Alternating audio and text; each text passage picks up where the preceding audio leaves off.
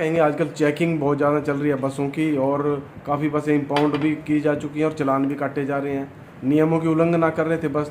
देखिए, जहाँ तक उल्लंघना और चालान काटने का संबंध है, देखिए कि ट्रेजिडी तो हुई है महेंद्रगढ़ में, जिसके बाद ये जो सारा उथल पुथल हुई है उसके, लेकिन जिस तरह से टेरर सा फैलाया जा रहा है पुलिस द्वारा या डिपार्टमेंट द्वारा, वो थोड़ा सा मतलब माननीय नहीं है, नहीं करना चाहिए। लेकिन अभी मैं जस्ट अपने ठीक टाइम पे आया, मैं अभी एडीसी साहब करनाल ने मीटिंग ली थी, इसमें हम ऑफिस बेरर थे 4-5 लोग, डी साहब थे, आरटीए साहब थे, एसडीएम करनाल थे, डीओ डिप्टी डीओ मैडम थी, और हम अपने मैं भाटिया जी, संजय भाटिया जी विर्क साहब की तरफ से भी थे, और गुरशरण जी थे, ये अपना तनवीर जी थे, हम लोग सभी मिल के आए। तो उन्होंने हमें 20 तारीख तक ऑफिशियली इन्फॉर्मेशन दी है कि भाई 20 तारीख तक आप अपनी गाड़ियों के कागज़ वागज़ पूरे कर लो, फिर भी 1-2 दिन आपको रिलैक्सेशन दे दी जाएगी, काम कर लो। लेकिन अब देखिए, जो चीज़ इलीगल ढंग की है वो तो चाहे वो गवर्नमेंट हो कोई भी हो, भाई ये ठीक है कि एकदम मार धाड़ सी मच गई जब से काम चल रहा था,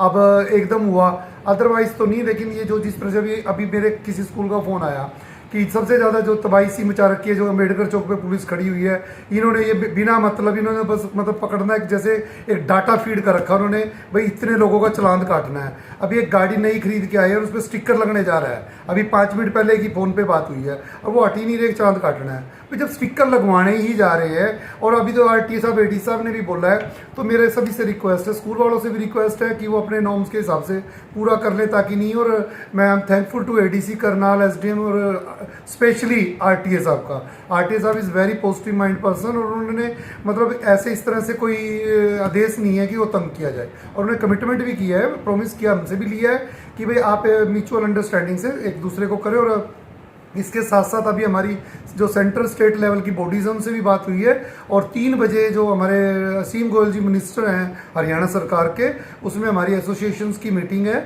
और हम लोग जो नहीं जा रहे ऑनलाइन मीटिंग से जुड़ेंगे, और नहीं तो डायरेक्ट जहाँ पे भी चंडीगढ़ में मीटिंग डिसाइड हुई है वहाँ ही तो आज कुछ ना कुछ इसका जो भी कुछ हल तो निकल ही गया है, और कुछ और हल निकल जाएगा। क्योंकि कुछ एक और डाउट है कि हमारी एसोसिएशन करनाल ने 10 से 15 साल तक का जो स्टे का चल रहा है, इसमें हमें स्टे मिला हुआ है कोर्ट की तरफ से, और अभी 24 जुलाई तक वो कोर्ट में स्टे है।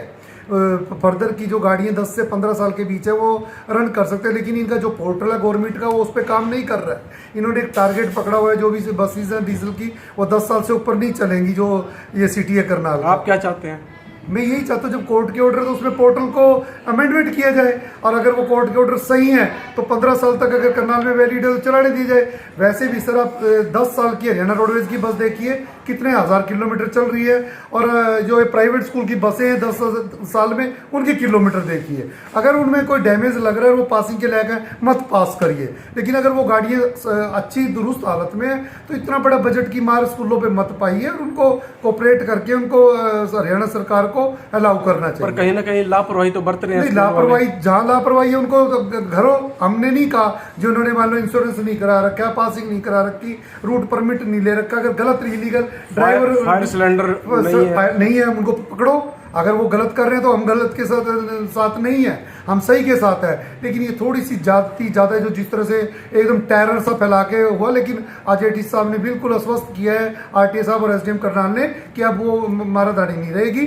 सबसे बड़ी बात ये देखिए, बस इम्पाउंड कर रहे हैं, जब बस इम्पाउंड कर लिया, उसको कैच ही कर लिया, तो उसकी कैसे होगा, उसको ठीक कब होगी? वो तभी तो ठीक होगी जो बाजार में जाएगी, तो बाजार जाने का मौका तो दो। लेकिन आज एडी साहब ने साफ कह दिया, जो भी गाड़ी इस तरह की है उनको वो करेंगे, टाइम दे दिया, और टाइम दे के उनको छुड़वा दिया जाएगा, और छुड़वा दे के वो अपना दुरुस्त करके रिपोर्ट करेंगे कि ऐसे ऐसे करके ये बसें। अब एसडीएम आरटीए करनाल ने 180 बसों की लिस्ट हमें दी है कि ये वो बसें जिन्होंने अभी तक या तो पासिंग टूटी हुई है, जो भी लीगल मेथड है वो अपनाया हुआ है, तो हमने वो सारी लिस्ट अपने स्कूलों को दे दी है कि वो जो जिसकी गाड़ी जहाँ पे स्टैंड करती है उसको ठीक कर ले, और ठीक करना भी चाहिए।